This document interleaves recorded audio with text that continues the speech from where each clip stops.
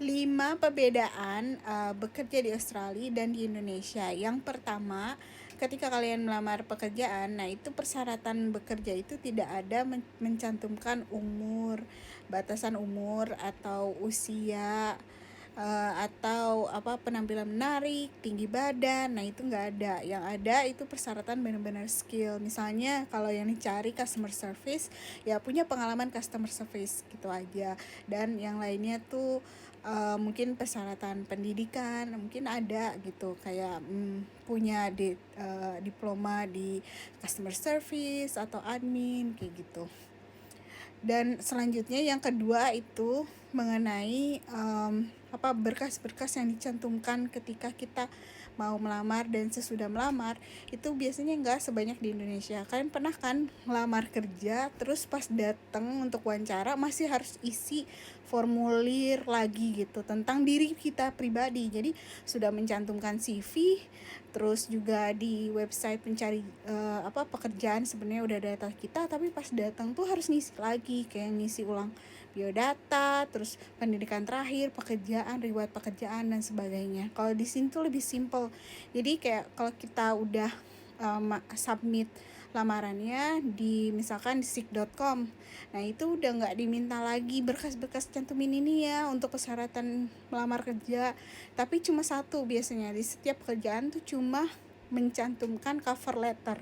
Jadi cover letter tuh surat lamaran pekerjaannya, kenapa kamu merasa layak untuk bekerja di bidang ini atau melamar posisi ini gitu.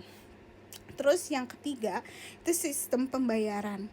Jadi bedanya kalau di sini tuh kan dibayarnya per jam. Jadi misalkan lowongan ini buka $25 per jam.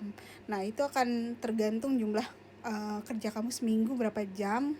Nanti pembayaran gajinya itu nggak sebulan. Kalau di Indonesia kan kita sebulan dan nggak tahu kalau kita tuh per jamnya berapa. Nah, berarti nanti kalau di Australia itu dibayarnya per 2 minggu sekali. Nanti dihitung per minggu, misalnya jam kerjanya 40 jam dikali 2. Nah, terus dikali per jamnya berapa gitu.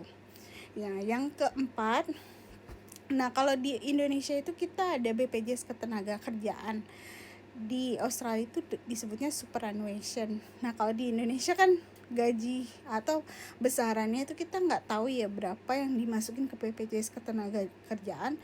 Tahu-tahu nanti misalkan udah 5 tahun minimal kita bisa ngecek, terus mau kita ambil bisa. Nah kalau di sini tuh kita harus mengelola uang superannuation itu atau BPJS Ketenagakerjaan kita, jaminan hari tua kita. Jadi kita harus milih perusahaannya apa, terus nanti kita lapor ke perusahaan yang kita bekerja untuk itu, bahwa kita nih ikut BPJS Ketenagakerjaannya nih perusahaan ini gitu. Nah nanti dari perusahaan kita akan ditransfer uangnya ke mereka, dan di situ ternyata bukan kita cuma daftar aja, tapi nanti kita harus milih bagaimana kita mau mengelola menginvestasikan uang ketenagakerjaan kita.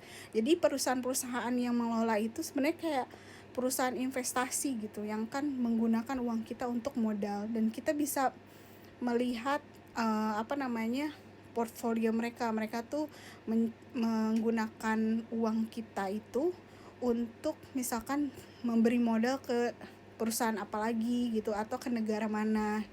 Nah kebetulan yang aku pilih itu menginvestasikan uangnya itu ke Indonesia. Jadi kayak beberapa perusahaan Indonesia tuh ada yang dibantu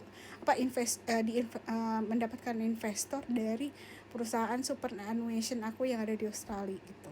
Terus yang kelima, nah kalau di Indonesia tuh aku belum pernah, mungkin ini karena perusahaan aku startup dan aku jarang kerja di perusahaan swasta ya, jadi kurang tahu bagaimana harusnya. Tapi aku nggak pernah dapat cuti berbayar, kayak misalnya cuti sakit. Kalau kita sakit tuh ternyata di sini tuh dibayar. Kalau kita kerja full time tuh kita akan mendapatkan gaji. Nah, kayak waktu kemarin aku sakit tuh sehari setengah.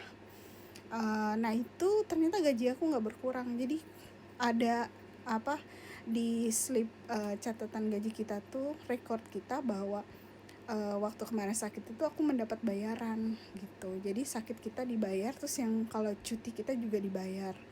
Jadi jatah cuti kita ketika kita ngambil cuti itu, cuti kita tuh sebenarnya tetap dapat bayaran, tapi mungkin bayarannya kalau nggak salah kata suami aku tuh nggak sebesar kalau kita kerja ya. Di nggak tahu berapa persennya, tapi kita tuh akan mendapatkan bayaran gitu. Oke, itu aja perbedaannya yang baru aku tahu karena aku juga baru kerja di sini full time itu mau 5 bulan. Nah, itu yang aku tahu perbedaannya, dan thank you for watching. See you next video. Bye.